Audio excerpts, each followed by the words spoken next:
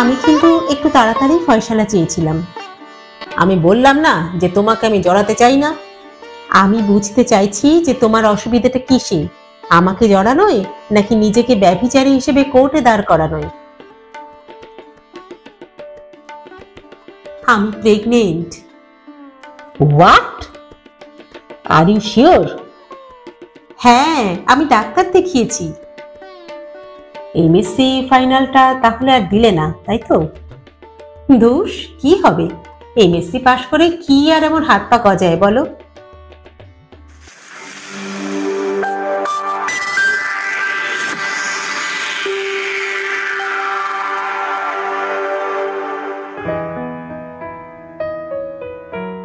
নমস্কার বন্ধুরা, সকলকে স্বাগত জানাই। আমি রাকা আর আপনারা শুনছেন ইউটিউব চ্যানেল কথা ও কাহিনী বাই রাকা। বন্ধুরা, আজ আমি আবারও চলে এসেছি আমার গল্পের সম্ভার নিয়ে। আমরা পাঠ করছি শ্রদ্ধেয়া সাহিত্যিক সুচিত্রা ভট্টাচার্যের একটি অত্যন্ত জনপ্রিয় উপন্যাস নীলঘূর্ণি। আজ শোনাব উপন্যাসটির ৬ষ্ঠ পর্ব। গল্প পাঠ যদি ভালো লাগে তাহলে একটা ছোট্ট লাইক করে দেবেন। আর আমাদের চ্যানেলে যদি আপনি প্রথমবারের জন্য এসে থাকেন তাহলে অবশ্যই চ্যানেলটি সাবস্ক্রাইব করে নেবেন কিন্তু। আসুন এবার তাহলে গল্পে ফিরি। শুরু হচ্ছে নীলঘূর্ণি ৬ষ্ঠ পর্ব।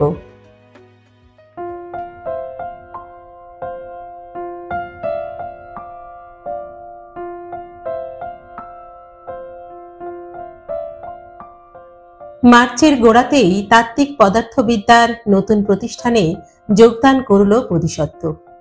প্রথম দর্শনেই জায়গাটা তার বেশ পছন্দ হয়েছিল। সুন্দর ৩ তলা বিল্ডিং, ছিমছাম পরিবেশ, অগাধ বইপত্র সমন্বিত লাইব্রেরি, গবেষণা মনস্ক সহকর্মী। এখানকার কাজের রীতিনীতি দেখেও সে মোটামুটি খুশি। বিশ্ববিদ্যালয়ের মতো রুটিন মেপে এখানে ক্লাস নিতে হবে না। পড়ানোর সময় আছে বটে, তবে তার ধারা একটু অন্যরকম। সারা বছর ধরেই এখানে ছোট ছোট পাঠ্যক্রম চলে, কোনোটা ৩ সপ্তাহের, কোনোটা ৪ সপ্তাহের, তবে ৩ মাসের বেশি কখনো নয়। ছাত্রছাত্রী বলেও বাঁধা ধরা কিছু নেই। বিভিন্ন কলেজ ইউনিভার্সিটির অধ্যাপকরা কিংবা তরুণ গবেষকরা আসে এখানে। বিশেষ একটা বিষয় ধরে পুঙ্খানুপুঙ্খ আলোচনা চলে কদিন। যে যে পাঠ্যক্রমে বোধিসত্ত্ব যুক্ত থাকবে সেগুলোকে সুষ্ঠুভাবে চালনা করা ছাড়া বছরের বাকি সময়টা বোধিসত্ত্বর নিরবিচ্ছিন্ন গবেষণার সময়। নতুন প্রতিষ্ঠান বোধিসত্ত্বকে সুযোগ সুবিধাও দিচ্ছে বিস্তর। নিজস্ব কক্ষ, রিসার্চ অ্যাসিস্ট্যান্ট, ক্লার্ক, টাইপিস্ট, আধুনিক তথ্য প্রযুক্তি, সব মিলিয়ে পুরো দস্তুর একটা অফিস। যখন তখন ব্যবহারের জন্য গাড়ি, সল্ট লেকে মনোরম ফ্ল্যাট। বোধিসত্ত্বর আর কি চাই? দইতা এখন সুখের সাগরে ভাসছে কিংবা ডুবে আছে। সে এখন ব্যস্ত নতুন সংসার রচনায়। সত্যি সত্যিই ইউনিভার্সিটির ক্যাম্পাস থেকে একটি আসবাবও আনেনি সে, সবই নতুন করে কিনেছে। খাট এলো, আলমারি এলো, সোফা সেট, ফ্রিজ, টিভি, পর্দা, চাদর সব কিনলো পছন্দ করে। বাসন কোসনও যে কত কেনা হলো। মাত্র ৭-৮ দিনে ভরে গেছে একটা শূন্য ফ্ল্যাট, নবীন সাজে ঝলমল ঝলমল। এই ঘর ঘুরে ও ঘর ঘুরে কতবার যে দেখে ফ্ল্যাটখানাকে, তবু যেন দইতার আর আশ মেটে না। বোধিসত্ত্বর মেজাজ ফুরফুরে বটে, তবে সে এখনো পুরোপুরি কাজে মন বসাতে পারেনি। সামনেই তার বার্লিন যাত্রা, তার খুঁটিনাটি প্রস্তুতি সারছে। ইউরোপের নানা জায়গায় তার পুরনো সহকর্মী আছে, তাদের সঙ্গে যোগাযোগ করা, মনের ভিতর চিন্তা ভাবনাকে যথাযথভাবে সাজানো। ভিসার জন্য 2 দিন কনসুলেটে ছোটাছুটি করতে হলো। দিন যত ঘনিয়ে আসছে ততই ভেতরে ভেতরে একটা চোরা টেনশন বাড়ছে তার। সেখানে গিয়ে কি অবস্থায় পড়বে না পড়বে। ছেলে মানুষের উদ্বেগ অর্থহীন, তবু প্রতিবারই বিদেশ যাওয়ার আগে এমনটা হয়। ফাল্গুন প্রায় শেষ হতে চলল। ঠান্ডা বিদায় নিয়েছে অনেক দিন। এখন রীতিমতো গরম পড়ে গেছে কলকাতায়। সূর্য বেশ প্রখর থাকে দিনভর, বাতাসও গরম, তবে শুকনো শুকনো। বিশেষ ঘাম হয় না এটুকুই যা রক্ষে। অবশ্য সন্ধে নামলেই হাওয়াটা ভারী মিঠে হয়ে যায়, অন্তত সল্ট লেকে। আজ ইনস্টিটিউট থেকে সোজা ফ্ল্যাটে ফিরল না বোধিসত্ত্ব, গেল লেক টেরেসে। শান্তশীলের সঙ্গে কয়েকটা জরুরি কথা আছে। এর মধ্যে 2-3 বার সে এসেছে এ বাড়ি একাই। দইতাকে নিয়ে আসার ইচ্ছা ছিল, কিন্তু কেমন যেন বাঁধো বাঁধো ঠেকে। বাবা মার জন্য কি? হলেও হতে পারে। বোধিসত্ত্ব অত শত তলিয়ে ভাবেনি। লেক টেরেসে আসার ব্যাপারে দইতারও তেমন কোনো উৎসাহ নেই। দোতলায় ওঠার আগে বোধিসত্ত্ব একবার নিয়ম মাফিক মা বাবার দরজায় দাঁড়ালো। অরবিন্দ ইজি চেয়ারে বসে কি একটা বই পড়ছেন। প্রভাবতী বিছানায় অর্ধশায়িত। বোধিসত্ত্বকে দেখেই অরবিন্দ বই ভাঁজ করেছেন। টান হয়ে বসলেন প্রভাবতী। বোধিসত্ত্ব ঈষৎ অস্বস্তি বোধ করল। আজকাল তাকে দেখলেই মা বাবা যেন একটু বেশি তটস্থ হয়ে পড়েন। বাবা মার সঙ্গে তেমন নৈকাট্য নেই বহুদিন, বরং একটা সমীহ মাখা দূরত্বই ছিল। তবু ইদানিং বাবা মার চোখে এসে কেমন যেন বাইরের লোক। রাখির সঙ্গে সম্পর্কের ছেদটাই কি কারণ? প্রভাবতী অরবিন্দ কেউই কিছু বলছেন না, যেন কথা খুঁজছেন কিন্তু পাচ্ছেন না, অথবা অপেক্ষা করছেন বোধিসত্ত্বর কথার। বোধিসত্ত্ব গলা ঝেড়ে প্রভাবতীকে জিজ্ঞাসা করল, কি ব্যাপার, অসময়ে শুয়ে আছো কেন? শরীর খারাপ? প্রভাবতী বললেন, না তেমন নয়, ওই একটু গা ম্যাজ ম্যাজ, আর মাথাটাও একটু ভার। ও, তা জ্বর টর নেই তো? মনে তো হয় না। আসলে সময়টা তো ভালো নয়, সিজন চেঞ্জ হচ্ছে। তা ওষুধ বষুধ কিছু খেয়েছো? হ্যাঁ, ওই শান্ত দিয়েছিল। শান্তকে বলবো ডাক্তার দেখিয়ে দিতে? না না, লাগবে না রে। এই বয়সে শরীর নিয়ে কথায় কথায় অত উতলা হতে নেই। প্রভাবতীর কুঞ্চিত গালে মৃদু হাসি ফুটেছে। তা তুই ভালো আছিস তো? ওই আছি একরকম। এবার অরবিন্দর দিকে ফিরল বোধিসত্ত্ব। কি বই পড়ছো বাবা? Graham Greene. ও, novel? Travel with my aunt. বাবা, খুব থ্রিলিং বই তো। বোধিসত্ত্ব আলগা গলায় হাসল। উপদেশের ঢঙে বলল, দেখো চোখের বেশি স্ট্রেন করো না কিন্তু, বয়সটা যে 80 হয়েছে এটা মানো তো। এই এবার রেখে দেব। সিঁড়ির কাছে গিয়ে বোধিসত্ত্বর পলকের জন্য মনে হলো মার কপালটা একবার ছুঁয়ে দেখা উচিত ছিল কি। মার চোখ দুটো কেমন ছলছল করছিল না? অন্যমনস্ক মুখে ওপরে এসে বোধিসত্ত্ব দেখল শান্ত এসে গেছে। ভেতর বারান্দায় সোফায় বসে কি যেন গল্প শোনাচ্ছে অফিসে। দীপালি হাসছে মুখ টিপে, জুলি মিলিও আছে, তারাও হাসছে খিলখিল। কি সুখী পারিবারিক ছবি! শান্তর মতো বোধিসত্ত্ব কখনো ছেলে বউয়ের সঙ্গে এরকম হ্যাঁ হ্যাঁ হি হি করতে পারল না। ভাবনাটায় কি হুল ছিল কোনো? বুকটা একটু জ্বালা জ্বালা করে কেন বরেন্দ্র বিজ্ঞানী বোধিসত্ত্ব মজুমদারের? বোধিসত্ত্বর উপস্থিতি টের পেয়েই হাস্য রোলের দফা রফা। জুলি মিলি মুখের হাসি হাসি ভাব বজায় রেখেই সামান্য আড়ষ্ট পায়ে ঘরে চলে গেল। দীপালি উঠে জায়গা ছেড়ে দিল ভাসুরকে। অনুচ্চ স্বরে বলল, দাদা একটু চা করি? শান্তশীল শশব্যস্ত মুখে বলল, চা কেন, কফি করো। আর শোনো, সঙ্গে একটু অমলেটও ভেজে দাও। না না, শুধু কফি খাবো, দুধ ছাড়া। বোধিসত্ত্ব বসে সিগারেট ধরালো। ভাইয়ের দিকেও বাড়িয়ে দিয়েছে প্যাকেট। হালকা গলায় বলল, তুই আজ এত তাড়াতাড়ি ফিরেছিস যে? কোথায়, খুব তাড়াতাড়ি তো নয়, 7টা বেজে গেছে তো। দুই একটা কথার পর কাজের কথাটা পারল বোধিসত্ত্ব। ক্যাম্পাস টাউনের বাংলোটা তো আমার তালা বন্ধই পড়ে আছে রে, এবার তো ভেকেট করার জন্য ইউনিভার্সিটি নোটিশ পাঠাবে। শান্তশীল অ্যাস্ট্রেতে ছাই ঝাড়ল। দাদা, তুমি কি সত্যিই সব ফার্নিচার ডিসপোজ অফ করে দিতে চাও?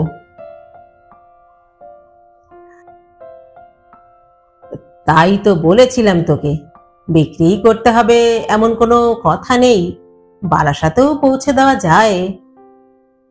বৌদি নেবে? না নেওয়ার কি আছে, সবই তো তারই জিনিস, তার কেনা, তার করা, তার বিয়েতে পাওয়া। শান্তশীল একবার তাকিয়েই চোখ ঘুরিয়ে নিল। কি একটা যেন বলতে গিয়েও বলল না, জোরে জোরে টান দিচ্ছে সিগারেটে। বোধিসত্ত্বর বাক ভঙ্গি কি বেশি রূঢ় হয়ে গেছে? দুই এক সেকেন্ড ভেবে নিয়ে বোধিসত্ত্ব বলল, জিনিসগুলো সব এই বাড়িতে এনে রাখলে কেমন হয়? এখানে? কিন্তু এখানে জায়গা কোথায়? সব ঘরই তো প্যাকড। খাট টাট না হয় তবু খুলে রাখা গেল, কিন্তু বাকি মাল কোথায় ঢোকাবো? তাছাড়া তোমার ঘর দুটোতেও তো এক্সট্রা কোনো স্পেস নেই। তাহলে আর কি, বেচেই দে, ট্রাকে করে তুলে আন, কোনো অকশন শপে দিয়ে দে, যা পাওয়া যাবে সেটা নয় বাবুয়ার নামে ফিক্সড ডিপোজিট করে দিবি। দেখি বৌদির সঙ্গে কথা বলে। কেন, তার সঙ্গে কথা বলার কি আছে? আমার ছেলের নামে আমি টাকা রাখবো। ঠিক আছে দাদা, আমি দেখছি। দেখছি নয়, ডু ইট কুইক। গাড়িটাও পড়ে আছে, সেটা এখানে এনে গ্যারেজ করে দে। আমি বাইরে যাওয়ার আগে ওসব ল্যাঠা চুকে যাওয়াই ভালো। দীপালি এসেছে। সুদৃশ্য কফি মগ কাচের টেবিলে সাবধানে নামিয়ে রাখলো, বসলো সোফায়। নিষ্প্রাণ তথ্য পরিবেশনের ভঙ্গিতে বলল, জানেন দাদা, জুলির সঙ্গে পরশু বাবুয়ার দেখা হয়েছিল ওই কলেজ স্ট্রিটে। বাবুয়া নাকি এখন আরো অনেকগুলো টিউশনি ধরেছে। বোধিসত্ত্ব গোমরা হয়ে গেল। বাবুয়ার ফিউচার ঝরঝরে হয়ে যাচ্ছে। রাখি অ্যালাউ করছে কি করে? রাখি কি ছেলের 12টা বাজিয়ে বাবার উপর শোধ নিতে চায়? আশ্চর্য জেদ, কিছুতেই বোধিসত্ত্ব টাকা ছোবে না। ভার গলায় বোধিসত্ত্ব জিজ্ঞাসা করল, বাবুয়া আর একদিনও এদিকে আসেনি না? দীপালি উত্তর দিল, না। বোধিসত্ত্ব গজগজ করে উঠল, এটা কিন্তু বাড়াবাড়ি। পরিবেশটা পুরো ছানা কেটে গেছে, কেউ আর মুখ খুলছে না। ক্ষণিক নৈশব্দই থমথমে বাতাবরণ করে তুলেছে। বোধিসত্ত্বর খারাপ লাগলো একটু। তার নিজের সমস্যা নিয়ে ভাইয়ের পরিবারের উপর সে কি উৎপাত করছে? এত অল্পে সে মেজাজি বা হারাচ্ছে কেন? আবহাওয়া লঘু করার জন্য বোধিসত্ত্ব বলল, যাগ্গে ছাড়ো ওসব, বলছি তোমরা কবে আসছো আমার ফ্ল্যাটে? যাবো দাদা, যাবো একদিন। শান্ত ঘাড় নাড়ল। আমি চলে যাওয়ার আগে একদিন আয়। দেখি, আমার তো এখন আবার ইয়ার এন্ডিং এর চাপ শুরু হবে। ও, তাহলে তুমি একদিন এসো। বোধিসত্ত্ব দীপালির দিকে তাকালো।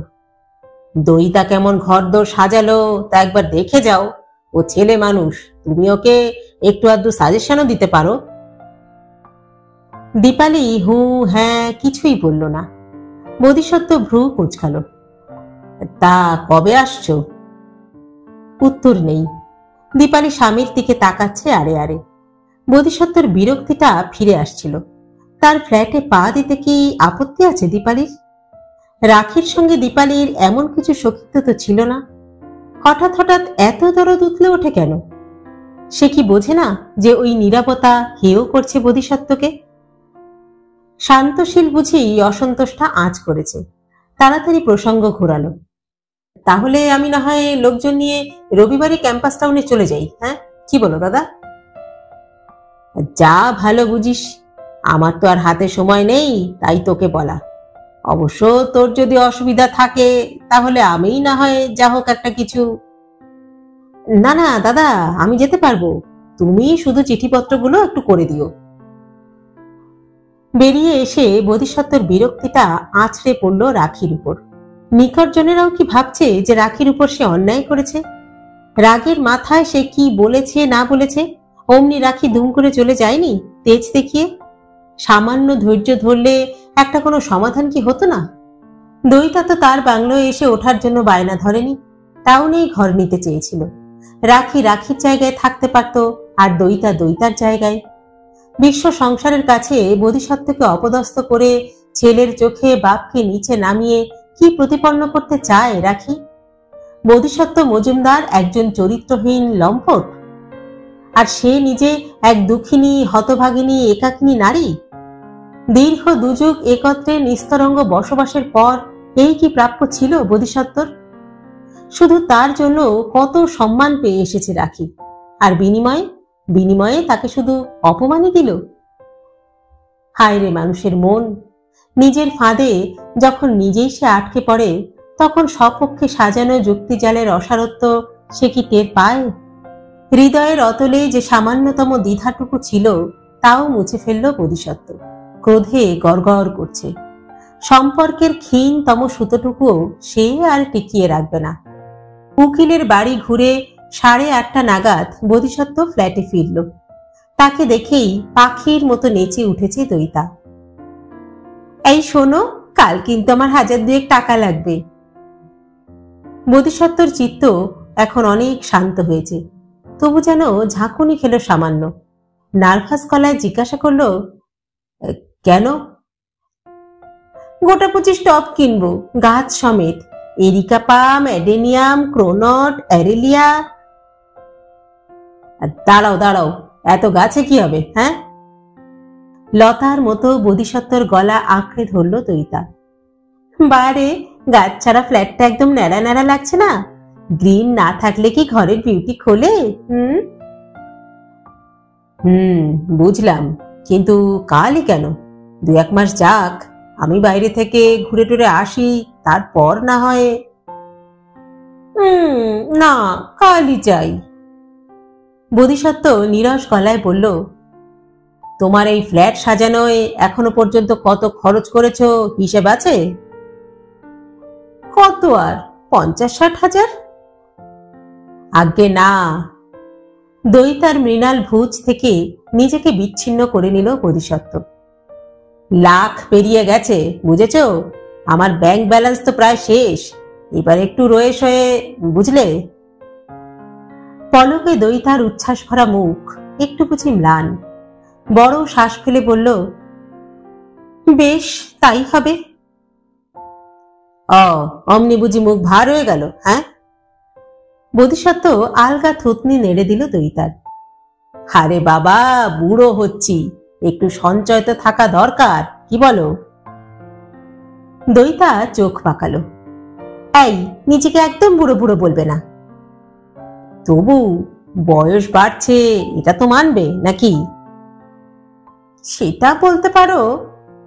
দইতা আবার স্বচ্ছন্দ। যাও যাও, হাত মুখ ধুয়ে জামা কাপড় বদলে নাও, গরম গরম খানা এক্ষুনি হাজির হয়ে যাবে। বোধিসত্ত্ব বাথরুমের দিকে এগোলো না।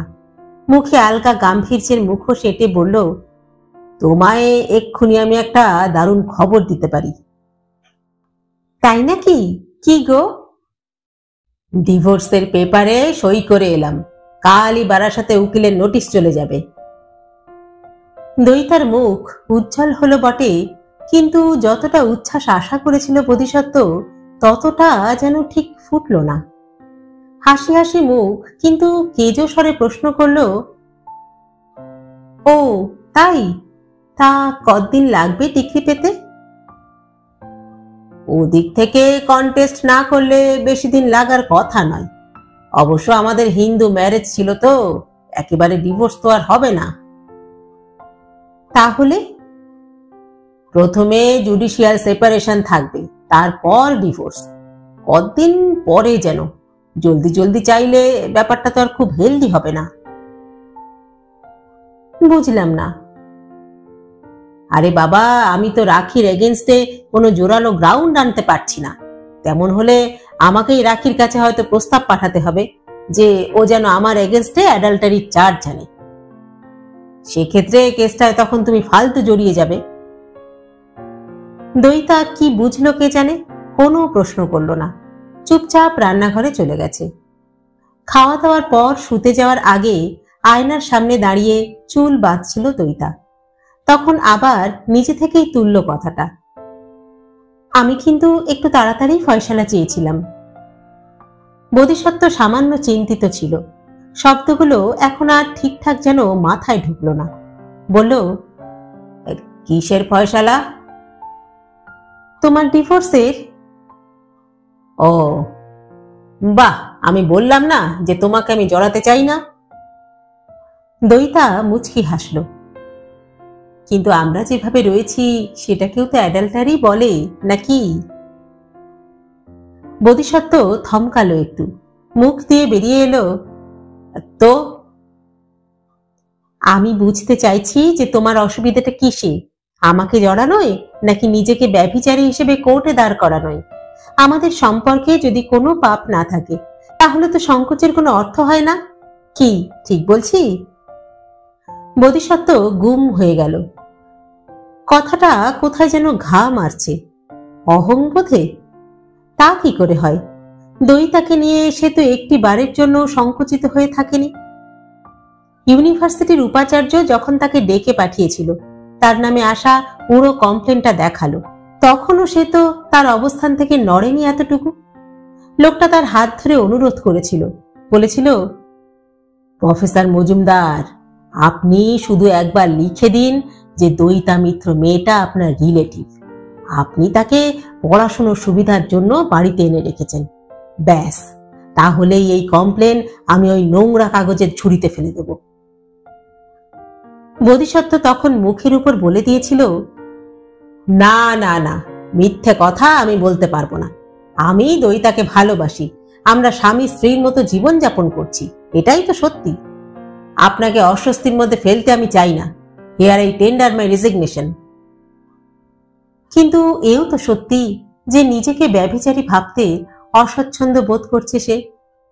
দইতা কি করে তাকে এত স্পষ্টভাবে পড়ে ফেলল? রাতটা খুব মধুর কাটল না, একটু একটু যেন শৈত্য অনুভব করছিল বোধিসত্ত্ব। স্বাভাবিক ছন্দে শরীরের খেলায় আহ্বান করল দইতা, ঠিক ঠিক সাড়া দিতে পারল না আজ। দইতা ঘুমিয়ে পড়ার পর বোধিসত্ত্ব পায়ে পায়ে পাশের ঘরে এলো। তার স্টাডি রুম ভারী সুচারুভাবে সাজিয়ে রেখেছে দইতা। চেয়ারে গিয়ে বসলো বোধিসত্ত্ব, একটা সিগারেট ধরালো, তারপর আর একটা, তারপর আর একটা। কখন যেন টেবিল ল্যাম্প জ্বালিয়েছে, ডুবে গেছে বইতে, কাগজ টানলো, অঙ্ক কষছে। ধীরে ধীরে শরীরী জগৎ ছেড়ে অনন্ত মহাশূন্যে পাড়ি দিল বোধিসত্ত্ব। তার মানুষ লোকে এখন আর কোনো দইতা কিংবা রাখি নেই, সেখানে শুধু শ্বেত বামন আর কৃষ্ণ গহ্বর।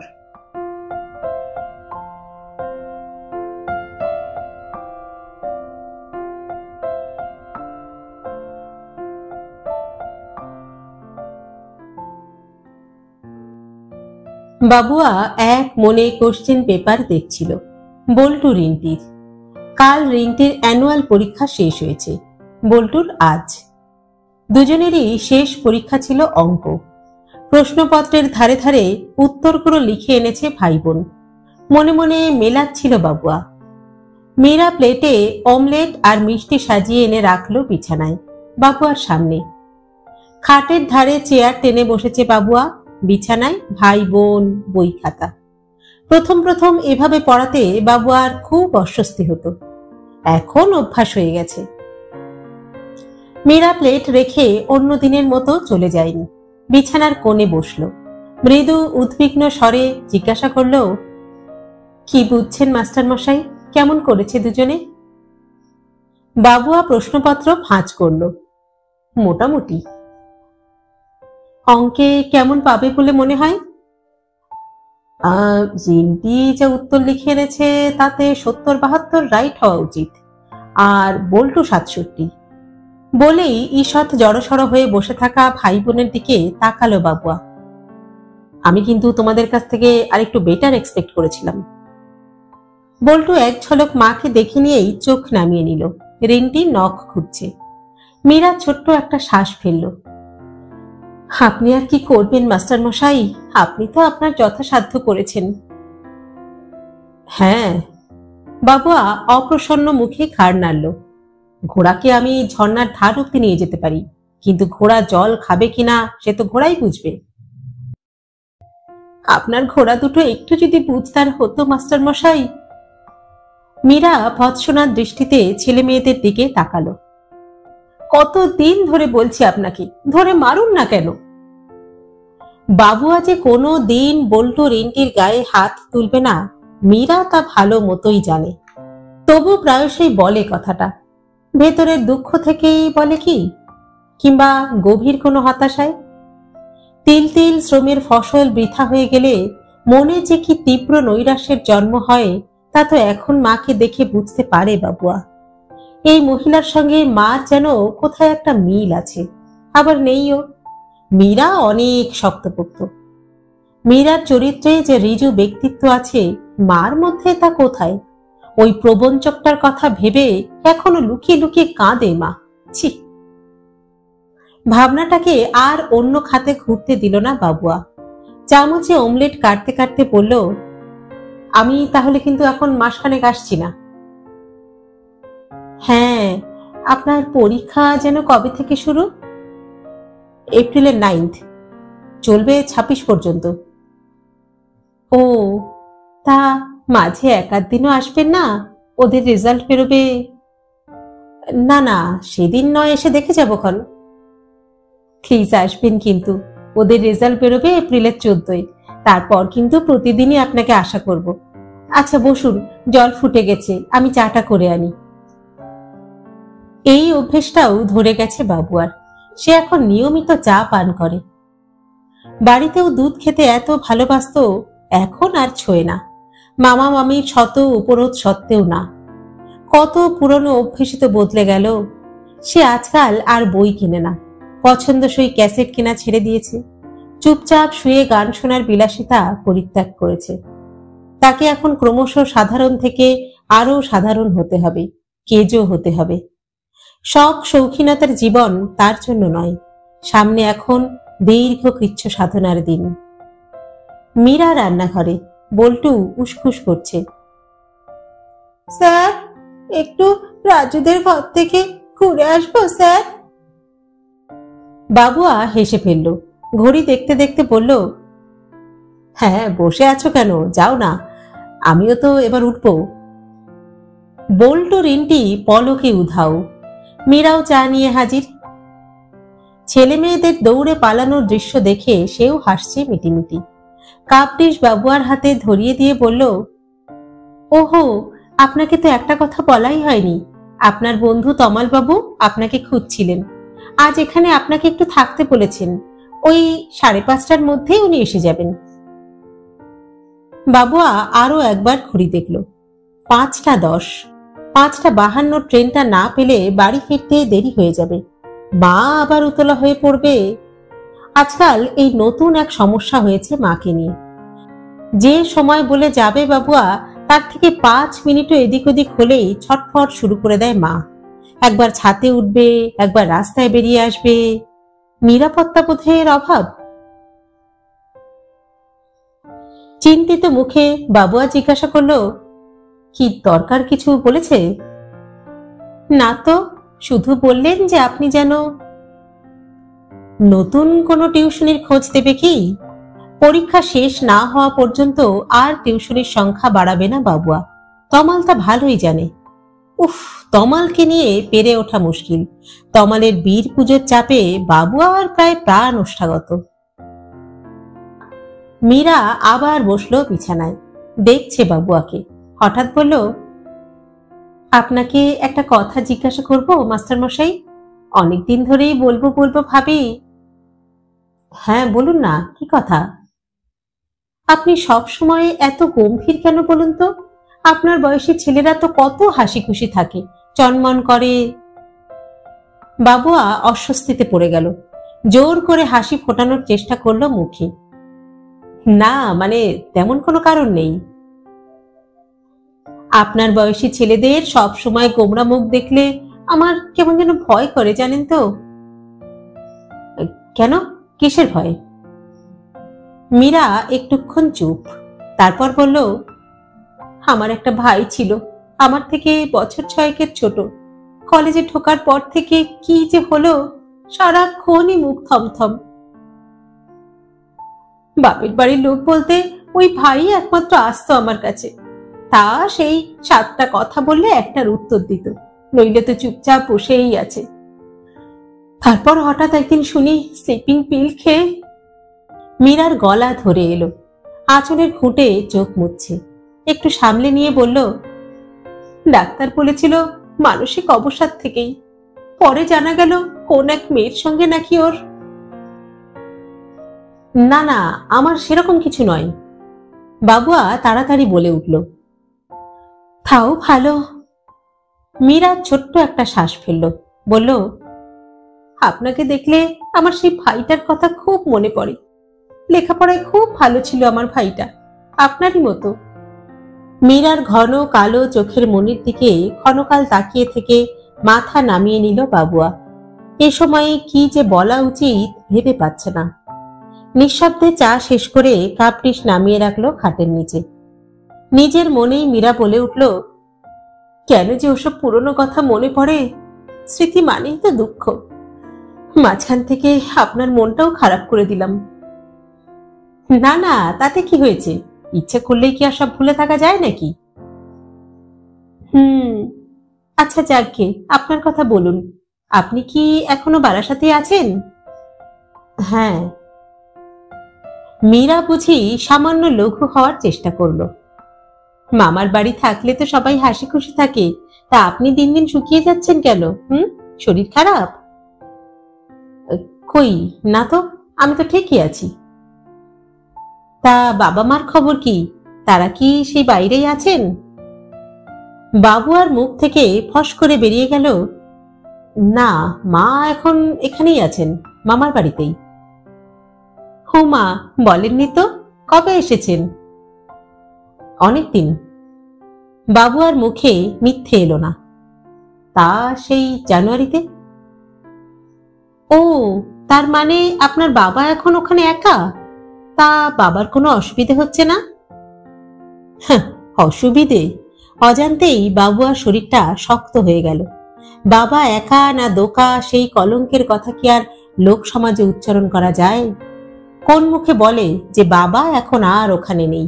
এই শহরেই মাত্র কয়েক মাইল দূরে অন্য একটা মেয়েকে নিয়ে ঘর বেঁধেছে তার পূজ্যপাত পিতৃদেব। সল্ট লেকে বোধিসত্ত্ব মজুমদারের চলে আসার খবরটা ছোট্ট করে বেরিয়েছিল কাগজে। ভাগ্যিস সেই বোধিসত্ত্বই যে বাবু আর বাবা তা জানেন না মীরা। সব কাহিনী শুনলে কি মীরাও শিউরে উঠবে? নাকি মনে মনে হাসবে আর ভাববে যে পুরুষ মানুষরা সব এইরকমই হয়? সে কি বা নামী বিজ্ঞানী অথবা মাতাল লম্পট বচ্চরিত্র স্বামী? সত্যি বলতে কি, দুজনের তফাৎ বা কোথায়? যে মানুষ 22-23 বছর ঘর করা স্ত্রীকে অবলীলায় ডিভোর্সের নোটিশ পাঠাতে পারে, সে কোন নিরিখে উচ্চ স্তরের? বাবা এখন এমনিতেও দেশে নেই, কথাটা বলে দিলেই ল্যাঠা চুকে যায় এবং সত্যেরও অপলাপ হয় না। তার থেকেও তো বড় প্রশ্ন আসতে পারে, কোথায় গেছে, কেন গেছে? বাবুয়ার ক্ষণিক নীরবতা নজরে পড়েছে মীরার। নিজের মনোমতো কিছু একটা আন্দাজ করে নিল, আর বাবা নিয়ে কোনো প্রশ্ন করল না।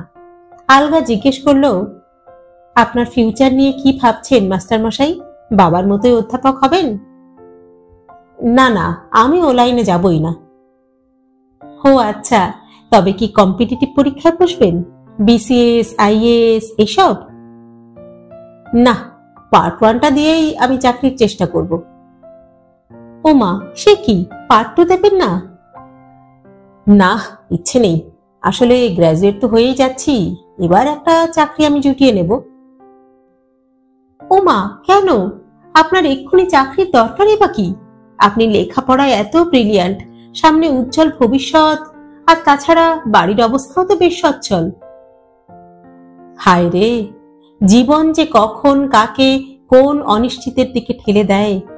এই মীরাই কি জানতো বড় ঘরের মেয়ে হয়েও তাকে একদিন নার্সের চাকরি করে এমন একটা এঁদো বাড়িতে জীবন কাটাতে হবে?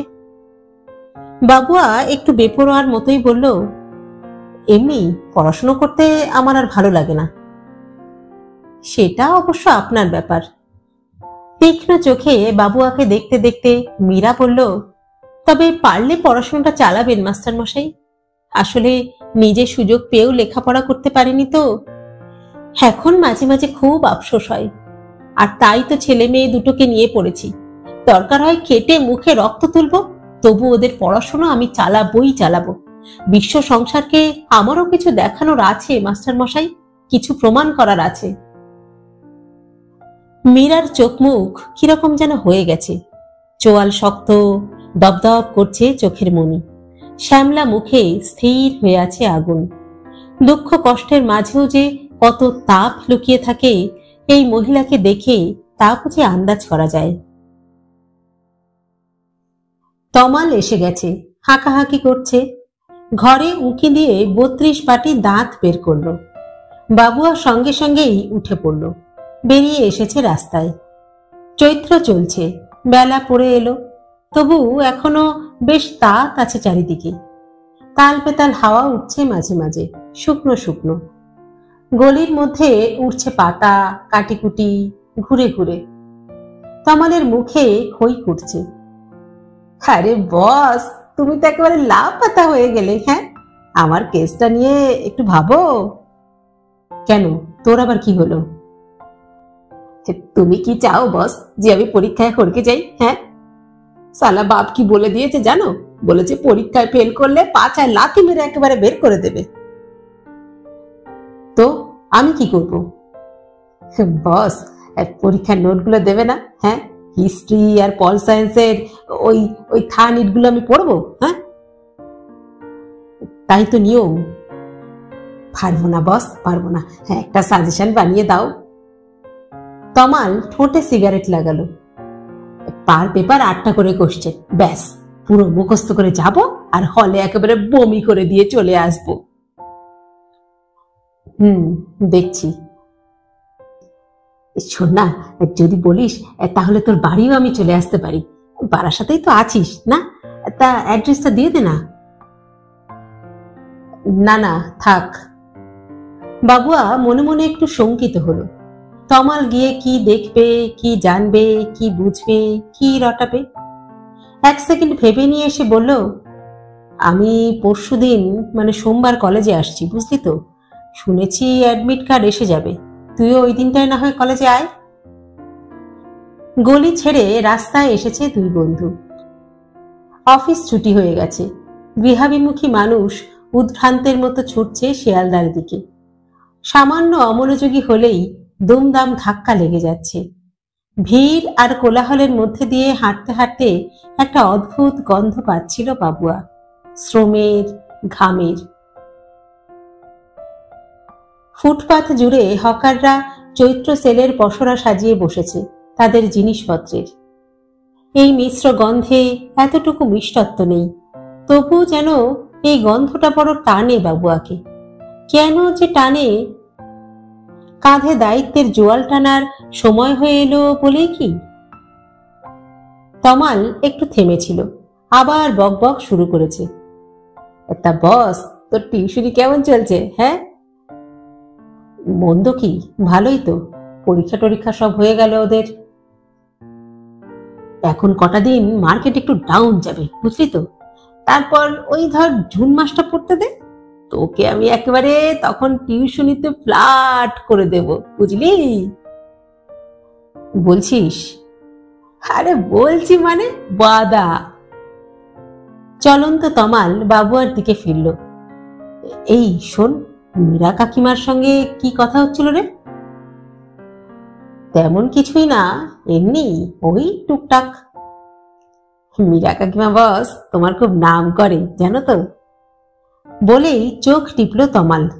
খুব খাওয়ায় না রে? আরে ওই আর কি, চা বিস্কুট। ঢপ মেরো না গুরু, ঢপ মেরো না। তোমার প্লেটে আজ অমলেটের কুচি পড়েছিল, मैं अपनी आंखों से देखा, বুঝলে? বাবুয়া হেসে ফেলল। তোর তো একেবারে শকুনের চোখ রে। হ্যাঁ, তা তোকে বুঝি টিউশনের বাড়িতে কিছু খেতে টেতে দেয় না? শোনো বস, তমাল হালদারকে না খেতে দিয়ে কি আর উপায় আছে? তমাল খ্যাক খ্যাক করে হাসলো, তারপর বলল, একটা বাড়িতে বুঝলি চা পর্যন্ত ঠেকাতো না, তাদের আমি কিভাবে ডায়েট দিয়েছিলাম জানিস? ছেলেকে পড়াতে পড়াতে ঝট করে মাকে ডেকে পাঠালাম, বললাম আপনার ছেলেকে একটু দেখুন তো, আমি সামনের দোকান থেকে কচুরি সিঙ্গারা খেয়ে আসছি, আসলে কলেজ থেকে ফিরছি তো পেটে একেবারে ছুঁচোয় ডন মারছে। ব্যাস অমনি একেবারে মাটার ঘাড় ঝুলে গেল, এখন তো রোজ আমার জন্য একটা করে টিফিন কেক এনে রাখে। বাবু আর পেট গুলিয়ে হাসি উঠে আসছিল, বলল, তোর ওভাবে বলতে লজ্জা করলো না? কিসের লজ্জা বস, কিসের লজ্জা? বলি পেটের ধান্দাতেই তো যাচ্ছি নাকি? বলতে বলতে একটা মোটা সোটা লোকের গায়ে প্রায় ধাক্কা লেগে যাচ্ছিল তমালের। রক্ত চোখে তার দিকে একবার তাকিয়ে নিল তমাল, পরক্ষণে হাসি মুখে বলল, বুঝলে বস, বলি মানো আর নাই মানো, মানুষের সব ফাইট হচ্ছে এই এই পেটের এই 3 ইঞ্চি জায়গার জন্য। এটি স্যাটিসফাইড না থাকলে শরীরের আর বাকি সব অঙ্গ একেবারে ফালতু হয়ে যায়। বাবুয়া মাথা দোলাতে বাধ্য হলো। মাঝে মাঝে বেশ দারুণ দারুণ উক্তি ঝাড়ে তমাল। পেটের চিন্তা আছে বলেই না বাবুয়াকেও ভবিষ্যৎটা বদলে ফেলতে হচ্ছে। শিয়ালদা স্টেশন এসে গেল। তমাল আরেকটুক্ষণ থাকার জন্য ছটফট করছিল, কিন্তু বাবুয়া আর দাঁড়ালো না। প্ল্যাটফর্মে ঠিক থেকে ভিড়, ট্রেন নেই। উদ্দেশ্যহীন ভাবে ঘুরছে বাবুয়া, ঘন ঘন ঘড়ি দেখছে। ক্লোজ সার্কিট টিভিতে ফুটবল খেলা চলছে, এক ঝলক সেদিকে দৃষ্টি রেখেও চোখ সরিয়ে নিল। একটা বনগা লোকাল ঢুকতেই কাতারে কাতারে লোক দৌড়চ্ছে সেদিকে। বাবুয়া ভিড়ের অনুভূতি হতে চায় না, অন্যকে ঠেলে ঠুলে নিজের জায়গা করে নেওয়াতেও তার ঘোর আপত্তি। তবু দৌড়লো সেও, ঘোর লাগা মানুষের মতো। এই ভিড় স্টেশনে ঢুকলেই সুস্থ চিন্তাগুলো কেন যে এমন তালগোল পাকিয়ে যায়। যাত্রী পেটে পুরেই ট্রেনের যাত্রা শুরু। বাবুয়া প্যাসেজে কষ্টে সৃষ্টে দাঁড়িয়ে। এই গাদাগাদিতেও তাস পার্টিরা খেলায় মেতে গেছে। চিৎকার করে অফিসের গল্প করছে কেউ, কেউ বা চোখ বুজেছে। হকাররা ব্যবসায় ব্যস্ত। বাবুয়া নিজের মধ্যে ডুবেছিল। মীরার মুখখানা দুলে উঠল চোখের সামনে। কি দৃঢ় স্বরে কথাগুলো বলছিল মহিলা। কিছু কি আঁচ করেছে বাবুয়া সম্পর্কে? লেখাপড়া ছেড়ে দেওয়ার কথা বলে বাবুয়া কি মীরার চোখে ছোট হয়ে গেল?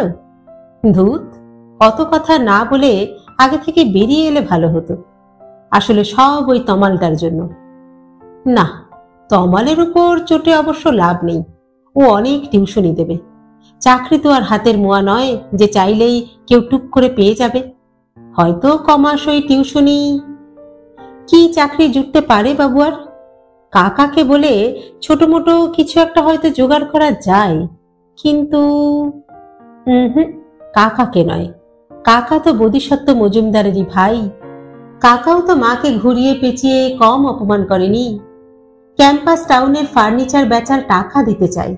ইনিয়ে বিনিয়ে সে কি ডায়লগ! বৌদি, এ তো তোমারই প্রাপ্য। দাদা একটা ভুল করে ফেলেছে বলে তুমি কেন তোমার হক ছাড়বে? বাড়ি থেকে মা আউট হয়ে গেল, তার কিছু করতে পারলো না, অথচ আবার হক দেখায়। সব তোলা থাকছে, বাবুয়া একদিন দেখে নেবে। গোটা মজুমদার ফ্যামিলিকে এমন শিক্ষা দেবে। আচ্ছা, একটা সেলসম্যানের চাকরি করলে কেমন হয়? লোকের দরজায় দরজায় ঘুরে জিনিস ফেরি করবে, সাবান, পারফিউম, কসমেটিক্স। কাকা কাকিমাদের কোনো ছলে কথাটা শুনিয়ে দিলে বোধিসত্ত্ব মজুমদারের কানে কি তা পৌঁছবে না? সে কেন শুধু বিজ্ঞানীর ছেলে হবে? বোধিসত্ত্ব মজুমদারও ফেরিওয়ালার বাপ হোক। কথা সে কম বলে বটে, কিন্তু খারাপ বলে না। যুক্তিও সে ভালোই সাজাতে পারে। ইংরাজিও তার মুখে মন্দ আসে না। তাহলে সেলস লাইনেই বা উন্নতি করতে পারবে না কেন বাবুয়া? তারপর যদি পয়সা কড়ি জমাতে পারে তো স্বাধীনভাবে কোনো একটা ব্যবসা। বাবুয়াকে পারতেই হবে। মীরার কথাগুলো আবার যেন আছড়ে পড়ল বাবুয়ার কানে। বিশ্ব সংসারকে বাবুয়া দেখিয়ে দেবে বোধিসত্ত্ব মজুমদারের ছেলে হয়ে না থেকেও সে অন্ধকারে হারিয়ে যায়নি।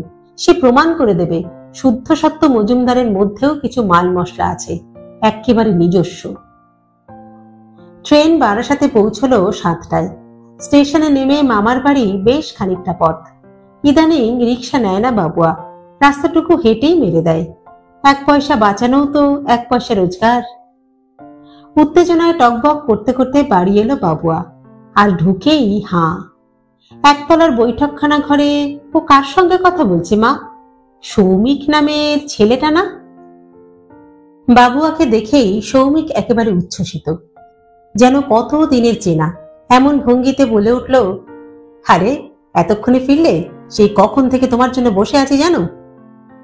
বাবুয়া আরো হকচকিয়ে গেল। মাত্র 2 দিনের আলাপ, তাও প্রায় রাস্তাঘাটেই বলা যায়, আর সোজা বাড়ি চলে এলো। একটু গায়ে পড়া ধরনের আছে বটে এই সৌমিক ছেলেটা। সেদিন ট্রেনে খুব বোর করেছিল, কিন্তু হঠাৎ 3 মাস পরেই বা উদয় হলো কোত্থেকে? বাড়িতে আসা অতিথির সঙ্গে কাটকাট ব্যবহার করাটা অভদ্রতা। বাবুয়া তাই হালকা হেসে বলল, হ্যাঁ আজ একটু দেরি হয়ে গেল। তা আপনি হঠাৎ? আরে আমার তো পাশেই একটা ঠেক রয়েছে, ওই যে লালজি বাবার আশ্রম। দুপুরে ছুটির পর একটু এসেছিলাম, তা ভাবলাম তোমার সঙ্গে দেখা করে যাই। যুক্তিটা কেমন যেন বিশ্বাসযোগ্য বলে মনে হলো না বাবুয়ার। লালজি বাবার আশ্রমে নিয়মিত আসে সৌমিক? কই, দেখে তো মনে হয় না। সংশয়টা গোপন রেখে সে বলল, মা তুমি সৌমিক বাবুকে চাটা দিয়েছ তো? হ্যাঁ রে বাবা হ্যাঁ, রাখি স্মিত মুখে বলল, তোর বন্ধুর কোনো অযত্ন আমি করিনি। তবে ও তেমন কিছু তো খেলেও না। কতবার বললাম অফিস থেকে আসছো, একটু লুচি তরকারি করে দি, তা এই ছেলের তো সবেতেই না। মিষ্টি খেলাম তো মাসিমা। সৌমিক বাবুয়ার দিকে ফিরল। তা তোমার পার্ট 1-এর প্রিপারেশন কেমন চলছে? ওই চলছে আর কি। আর আপনার অফিস? ওই চলছে গয়ং গচ্ছ। আসলে অফিস হলো একটি অত্যন্ত ডাল মোনোটোনাস ব্যাপার, বুঝলে তো। Nothing to talk about. Soumik কবজি উল্টল। আচ্ছা মাসিমা, আজ তাহলে চলি, কেমন? ও মা, সে কি, বন্ধু এলো, একটু গল্প গুজব করো। না মাসিমা, আজ আর হলো না। আসলে এক্ষুনি বেরোলেও বাড়ি ফিরতে ফিরতে 9টা প্রায় বেজে যাবে। বলেই বাবুয়ার দিকে ফিরেছে সৌমিক। তা তুমি আমাকে এগিয়ে দেবে না? চলো একটু হাঁটতে হাঁটতে কথা বলি। খুবই স্বাভাবিক স্বর, তবু কথাটা যেন কানে বাজলো বাবুয়ার। কয়েক সেকেন্ড স্থির চোখে দেখলো সৌমিককে, তারপর বলল, চলুন। সামনে রাস্তার আলোটা জ্বলছে না, গেটের বাইরেটা অন্ধকার। হুশ হাস করে গাড়ি ছুটে যাচ্ছে, ধাঁধিয়ে যাচ্ছে চোখ। গাড়ি মিলিয়ে গেলেই অন্ধকার গাঢ়তর। 2-4 পা নীরবে হেঁটে সৌমিক বলল, আমি শুনলাম তুমি আজকাল খুব টিউশনি করছো। করছি, কেন বলুন তো? না, আসলে তোমার মা বলছিলেন যে ছেলেটার খুব খাটুনি যায়, আর বই নিয়ে বসলেই তো ঢুলতে শুরু করে। তো না, এত পড়ানোর কি দরকার? আগে তো নিজের পড়াশোনাটা করো। বাবুয়ার মুখ থেকে বেরিয়ে আসছিল, নিজের চরকায় তেল দিন। অনেক কষ্টে সে চুপ করে রইল। আবার 2-4 পা নিঃশব্দে হাঁটল সৌমিক। আচমকা বলল, আমি কেন এসেছি তা তুমি আন্দাজ করতে পারছো? আমাকে টিউশনি ছাড়ার জন্য উপদেশ দিতে যে নয়, এটুকু অন্তত অনুমান করতে পারছি। এবং কোনো আশ্রমেও কিন্তু আমি আসিনি, তোমাদের এখানেই এসেছি। আমারও এরকমটাই মনে হচ্ছিল। কারণটা জানতে পারি? যদি বলি তোমার মাকে দেখতে এসেছি। একটু যেন দম নিল সৌমিক, তারপর বলল, আই মিন প্রফেসর মজুমদারের স্ত্রীর সঙ্গে আলাপ করতে। চমকে সৌমিকের দিকে তাকালো বাবুয়া। অন্ধকারে সৌমিকের মুখ ভালো দেখা যাচ্ছে না। ঈষৎ রুক্ষভাবেই বলল, কেন? ওকে দেখে আমি আন্দাজ করতে চাইছিলাম যে প্রফেসর মজুমদার মানুষটা কেমন, কেনই বা তিনি তার স্ত্রীকে পরিত্যাগ করেছেন। বাবুয়া পলকের জন্য নাড়া খেয়ে গেল, পরক্ষণেই দপ করে জ্বলে উঠল। আপনার সাহস তো কম নয়, হ্যাঁ? আমার বাবা মার ব্যাপারে আপনার এত কৌতূহল কেন? কারণ তোমার বাবা প্রফেসর বোধিসত্ত্ব মজুমদার আমার একটা চরম ক্ষতি করেছেন। সৌমিকের গলা সামান্য উঠল। I have some score to settle with him. সে হতে পারে, আর তাছাড়া সে আপনি যা ইচ্ছে করুন কি, কিন্তু আমার মার সঙ্গে তার কি সম্পর্ক? একটা পরোক্ষ সম্পর্ক আছে বই কি। তাকে ডেজার্ট করে অন্য একটি মেয়েকে নিয়ে ঘর বেঁধেছেন প্রফেসর মজুমদার। ইনসিডেন্টালি আর অ্যাক্সিডেন্টালি সেই মেয়েটির সঙ্গে আমার বিয়ে ফাইনাল হয়ে গিয়েছিল।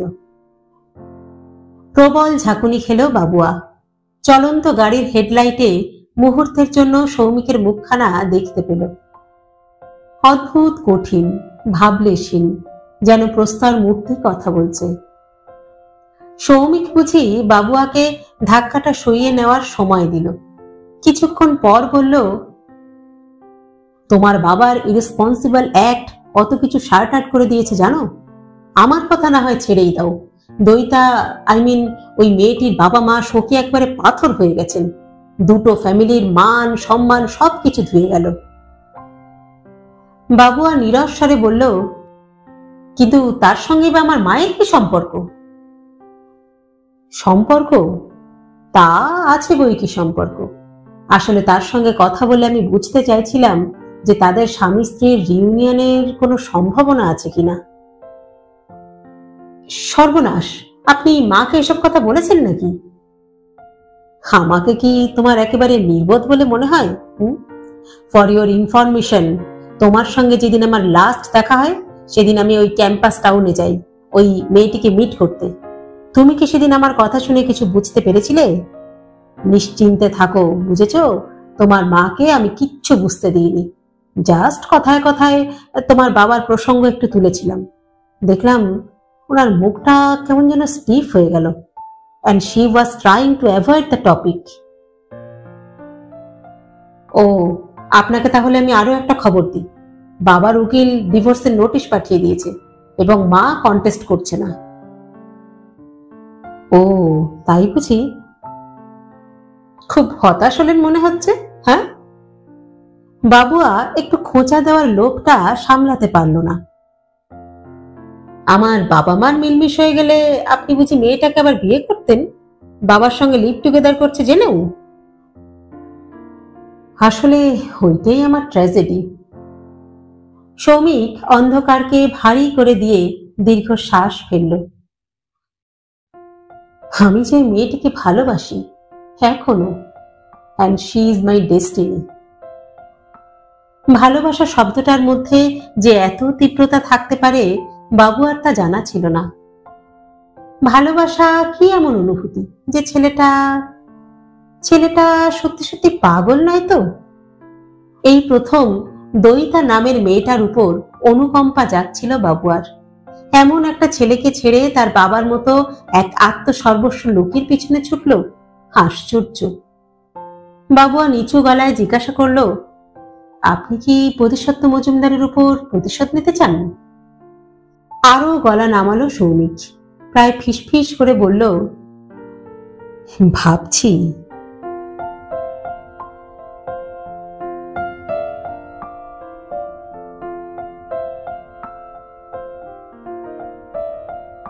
বোধিসত্ত্বর বিদেশ যাত্রার দিন কয়েকের মধ্যেই হাঁপিয়ে উঠল দইতা। জীবনে এই প্রথম সে একা, পরিপূর্ণভাবে একা। নির্জনতা, বিচ্ছিন্নতা, একাকিত্ব শব্দগুলো তার পরিচিত বটে, কিন্তু এরা প্রত্যেকেই যে কি দুঃসাহ ভার হয়ে বুকে চেপে বসতে পারে তা দইতার জানা ছিল না। এই প্রথম সে টের পাচ্ছিল। এই শহর তার আজন্ম চেনা। এই শহরের রূপ, রস, গন্ধ, বর্ণ তার রক্তে মিশে আছে। বাবা মা, ভাই, আত্মীয় স্বজন, বন্ধু বান্ধব কে নেই এখানে? তবু মনে হয় এক শুনশান দ্বীপে যেন সে বাস করে। এ যেন এক আজব নির্বাসন। যেন এক কন্ডেন্স সেলে স্থান হয়েছে দৈতার। চেনা পৃথিবীর আলো বাতাস তার জন্য রুদ্ধ। একেই বোধহয় নিরালম্ব শূন্যতা বলে। এ যেন জলের তলায় বাস, অহরহ দুফোঁটা অক্সিজেনের জন্য আকুপাকু করা। দৈতার দিনগুলো এখন অতি মন্থর। কাহাতক আর চাদর পাট সংসার গোছগাছ করে সময় কাটে। রোজ রোজ মার্কেটিংও ভালো লাগে না। কি বিরক্তিকর নিস্তরঙ্গ জীবন!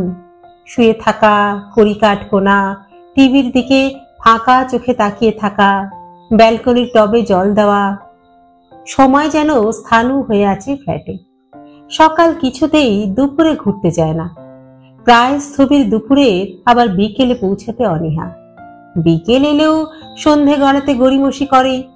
আর রাত, সে তো 1 বছরের চেয়েও দীর্ঘ। ইচ্ছে হোক অনিচ্ছে হোক, প্রতি পদে চোখ চলে যায় ক্যালেন্ডারে। বোধিসত্ত্ব ফিরবে কবে?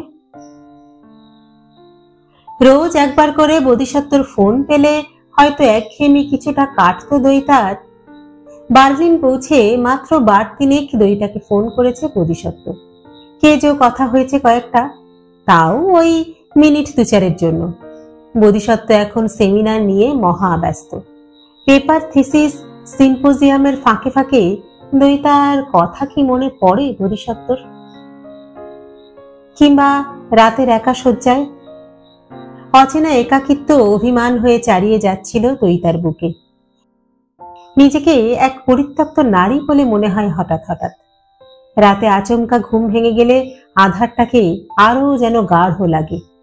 কি করে যে এই গহীন নিঃসঙ্গতা থেকে মুক্তি পাবে দৈতা? এইরকমই একটা সময়ে কোত্থেকে সহসা সৌমিক এসে হাজির। ইদানিং সকালে একটু দেরি করে শয্যা ছাড়ে দৈতা। ঠিকই ঝি আসে 7টা নাগাদ।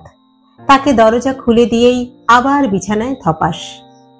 বাসনকোসন যা 2-1টা পরে ঝড়ের গতিতে মেজে ফ্ল্যাটের দরজা টেনে বন্ধ করে চলে যায় কমলার মা। তার দর্শন মেলে আবার সেই 12টায়। তখন ঘর ঝাড়পোছ করবে, কাপড় জামা কাচবে। আজও কমলার মা ভেবেই দৈতা দরজা খুলতে উঠেছিল, ঘুম ঘুম চোখে, আলুথালু বেশে। দরজায় এ কে? সৌমিক। সৌমিকের হাতে একগোছা রজনীগন্ধা, ঠোঁটে মিটিমিটি হাসি।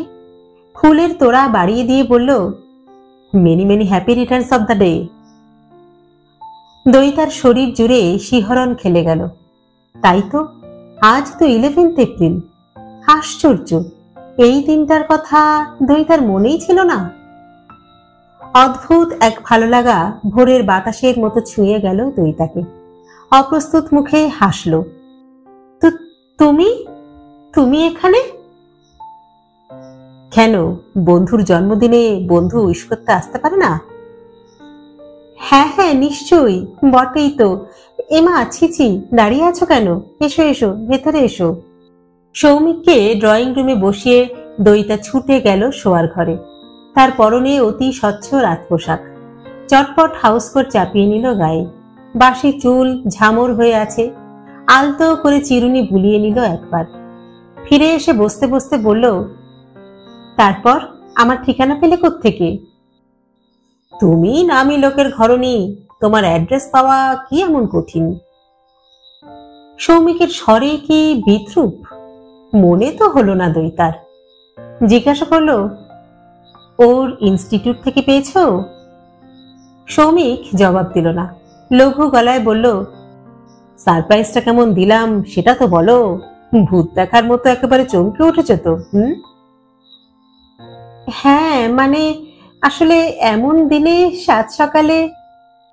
দোহাই, আবার কিন্তু প্রশ্ন করো না যে তোমার জন্মদিনটা আমি জানলাম কি করে।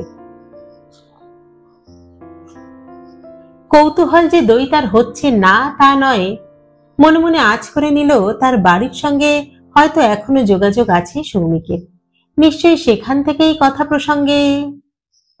মনটা ঈষৎ উদাস হয়ে গেল দৈতার। আজ কি তার নাম করে বাড়িতে পায়েস করবে মা, প্রতিবারের মতো? গত বছর জন্মদিনে হোস্টেলে ফোন করেছিল বাবা, খুব সকালে। খাঁটি ফরাসি পারফিউম কিনে এনেছিল দৈতার জন্য। আজ কি আদরের মুনিয়ার কথা ভেবে বাবার একটুও মন খারাপ হবে না? দইতার ক্ষণিক অন্যমনস্কতা সৌমিকের নজরে পড়েছে। মৃদু গলায় প্রশ্ন করল, কি ভাবছো? না, কিছু নয়। ছোট্ট শ্বাস ফেলে দইতা কথা ঘোরালো, তুমি এমন দিনে এলে তোমার সঙ্গে ওর আলাপই করাতে পারলাম না। আসলে ও তো এখন... জানি জানি, প্রফেসর মজুমদার এখন দূর দেশে। বাবা, এও জানো? সেলিব্রিটিদের খবর তো রাখতেই হয়, তাই না? এই কথাটাতেও কি বিদ্রুপ আছে? দইতা ভ্রু কুঁচকে এক ঝলক দেখল সৌমিককে। না, সৌমিকের মুখ সহজ সরল, স্বাভাবিক। ছি, জন্মদিনের সকালে ফুল হাতে কেউ শ্লেষ ছুটতে এসেছে, এই চিন্তাটাই যে অস্বাস্থ্যকর। দইতা প্রসন্ন মুখে বলল, তুমি বসো কেমন, চা করে আনি।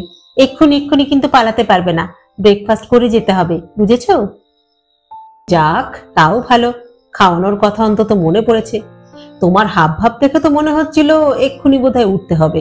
ভাবলাম ভোর ভোর ট্যাক্সি ভাড়াটাই বোধহয় আমার গচ্ছা গেল। সৌমিক ভ্রু নাচালো। তা ব্রেকফাস্টের মেনুটা কি? দেখা যাক ঘরে খুদকুড়ো কি আছে। দইতা উঠে দাঁড়ালো, হাসতে হাসতে বলল, বার্থডে কেক তো আর জুটবে না, হয়তো ওই মুড়ি বাদাম। বাইরে এক ধরনের মনোরম সকাল ফুটেছে। রোদ্দুরের কাঁচা সোনার রং, ঝলমল করছে বাড়িঘর। কম্পাউন্ডের কৃষ্ণচূড়া গাছ ফুলে ফুলে ছেয়ে আছে, চড়া লালে ধাঁধিয়ে যায় চোখ। বাতাসে একটা গন্ধ ভাসছে, চেনাও নয় আবার অচেনাও নয়, এমনই এক সৌরভ। রান্নাঘরে এসে দইতা চায়ের জল জড়িয়ে দিল। বোধিসত্ত্বর সঙ্গে থেকে থেকে সকালবেলা এক কাপ কালো চায়ের অভ্যাস ধরে গেছে দইতার। ঘুম থেকে উঠে চা না খেলে খোঁয়ারি যেন আর কাটতেই চায় না। কাপে আন্দাজ মতো চিনি দিচ্ছিল দইতা। পিছনে কমলার মা। বছর 35-এর কালো কুলো বউটার চোখে জিজ্ঞাসা ঝিকঝিক। ফিসফিস করে বলল, কে গো বৌদি? হ্যাঁ, তোমার বাপের বাড়ির লোক? হ্যাঁ বললেই চুকে যেত, কিন্তু দইতার মুখ দিয়ে ফস করে বেরিয়ে গেল, না গো, আমার বন্ধু। ও, এত সকালে বন্ধু? তোমার কোনো আপত্তি আছে? দইতা সামান্য রুক্ষ হলো। শোনো, যাও চটপট ফ্রিজ থেকে দুটো ডিম বের করে নিয়ে এসো। ঘুরে তাকাতে তাকাতে চলে গেল কমলার মা। দইতার একটু একটু অস্বস্তি হচ্ছিল। কমলার মার প্রশ্নের কোনো ঠিক ঠিকানা নেই, মুখটাও বড় আলগা। প্রথম দিন কাজে এসে জিজ্ঞাসা করেছিল, তুমি কি বাবুর দ্বিতীয় পক্ষ? এই কম্পাউন্ডে আরো 4টে ফ্ল্যাটে কাজ করে কমলার মা। কোন কথা কোথায় কিভাবে পল্লবিত করে দেবে তা কে জানে। দইতা অবশ্য প্রতিবেশীদের আমল দেয় না, কে কি ভাবলো তাতে তার বয়েই গেল। এই চত্বরে এখনই কি তাকে নিয়ে কোনো গুঞ্জন নেই? মুখ থেকে কীট পতঙ্গগুলোকে ঝেঁটিয়ে বিদায় করে দিল দইতা। সকালটার সঙ্গে তাল মিলিয়ে জন্মনে একটা ভাব এসে গেছে যেন মনে। যেন স্বল্প চেনা সৌমিক নয়, যেন বহু কালের কোনো আপনজন এসেছে তার ঘরে। গুনগুন করতে করতে চা পাতা ভেজালো দইতা। দ্রুত ডিম দুটো ফেটিয়ে দুধ ময়দা গুলে কাঁচা লঙ্কা পেঁয়াজ কুচি মিশিয়ে ভেজে ফেললো একখানা বেশ বড় সড়ো প্যানকেক। ঘরে কাজু বাদাম আছে, কলাও। টমেটো সসে প্যানকেক সাজালো, কাজু বাদাম এবং কলাও রাখলো ডিশে। ইস, ঘরে একটু মিষ্টি থাকলে বেশ ভালো হতো। জন্মদিনে মিষ্টি মুখ না করালে কি ভালো দেখায়? সৌমিক খবরের কাগজ উল্টোচ্ছিল। খাবারের প্লেট দেখে একেবারে হা হা করে উঠেছে। ওরে বাস, এ করেছ কি? হ্যাঁ, খেতে চাইলাম বলে একেবারে এত? খেয়ে নাও খেয়ে নাও। দইতা হাসি মুখে উল্টো দিকের সোফায় বসলো। নিশ্চয়ই তুমি আর বাড়ি ফিরবে না, এখান থেকে অফিস যাবে? আজ আবার কিসের অফিস? আজ তো গুড ফ্রাইডে।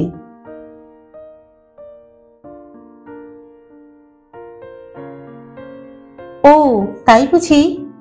বলতে গিয়েও দইতা সামলে নিল।